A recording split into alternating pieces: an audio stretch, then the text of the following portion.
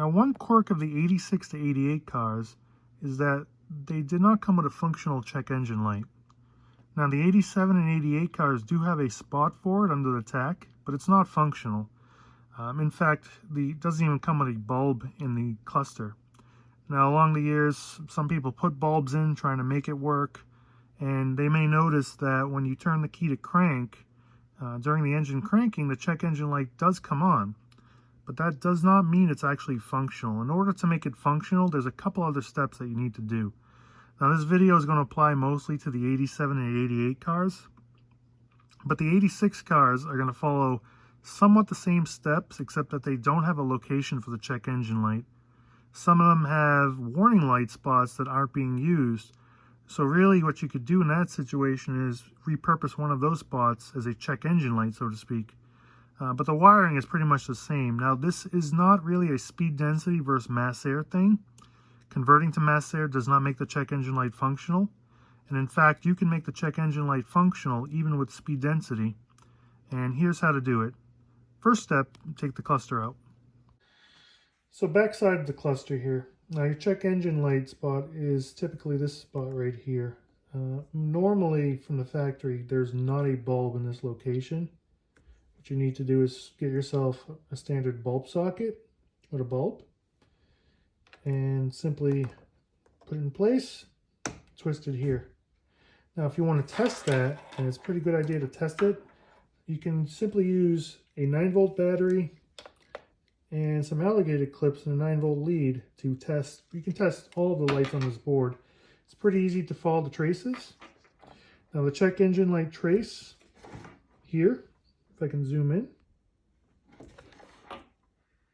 it'll be, if you follow this trace around, this one here, and then your ground, if you were to follow that all the way around, would actually be that one here.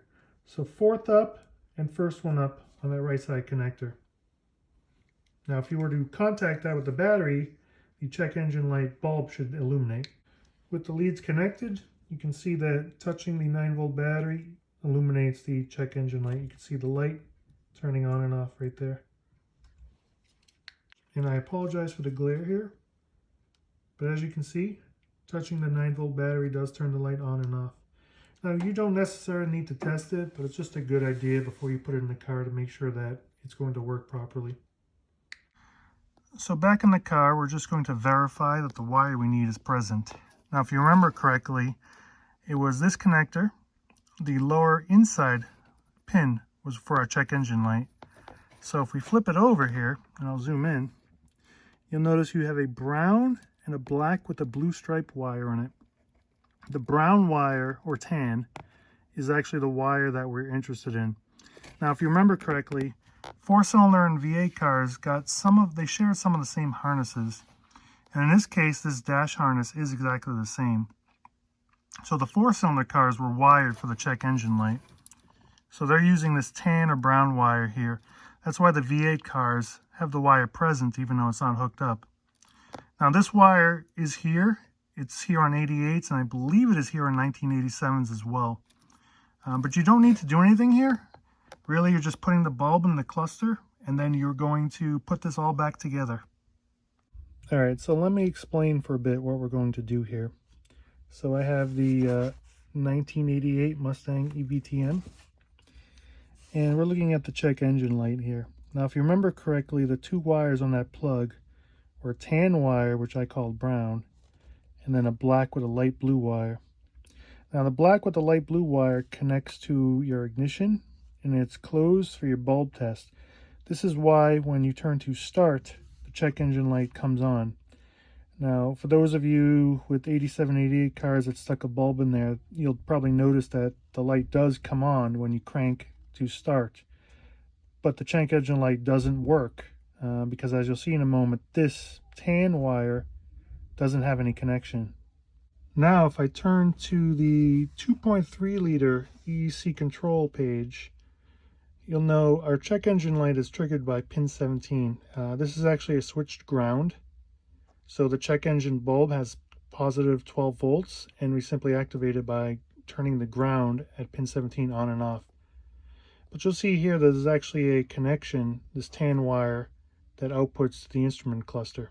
And now on the 5.0 page, you notice pin 17 is actually a different color wire and has no connection. It connects to the EEC test plug and nowhere else.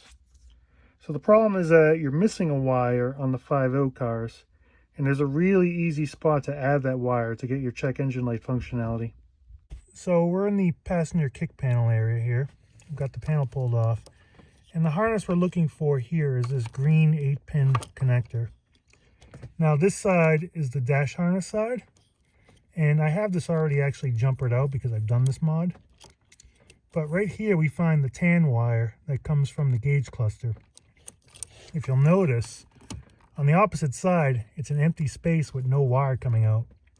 So this is where the missing wire is that would come from the ECU to the dash to trip the check engine light in the cluster. So you can kind of see what I've done here. Basically, I'm taking the wire that's running to the check engine light in the cluster, and I've run a jumper wire that goes back and connects to the ECU harness. Now, I'm not going to pull my ECU down, but the wire that is connected to is the wire that comes out of pin 17. Just simply traced it out, followed it back to a convenient spot, and added that jumper connection. These are simply wire taps that you pinch around the wire, and I add my connector here. That's really all it is. In fact, I have about a foot of wire here, but even that might be a little overkill. But really, for your 87 and 88 cars, regardless of speed density or mass air, all you need to do is add a jumper wire from pin 17 to this tan wire here on the green 8-pin connector that's in your kick panel. Again, you'll note the side that goes to the cluster has a wire, but the opposite side is empty. Now, if you have the right connector, you could put the pin in here. I just chose to do the quick, easy jump. So once you have the jumper in place, the way you can check to see if the check engine light is functional is to simply get in and turn your key to on. The check engine light will light up and stay lit as long as the engine's not running. Now, once you start the engine, the check engine light should go out, assuming you have no codes that would trigger the check engine light. Previously, had you just only put the bulb in place, the check engine light would come on during crank, but no other time. That would be during the bulb check cycle. But once you actually wire the check engine light in to be functional, it should come on, as you would expect right here, when you turn the key to on but do not start the engine.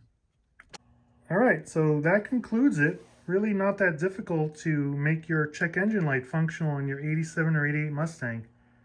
And like I said before, you do not need a mass air conversion. That can be done on a speed density car as well. Now, you 86 guys, you'll need to add an actual light bulb somewhere on your dash that can be illuminated when your check engine light is triggered. But the wiring is the same. You really are grounding it on pin 17 at the ECU.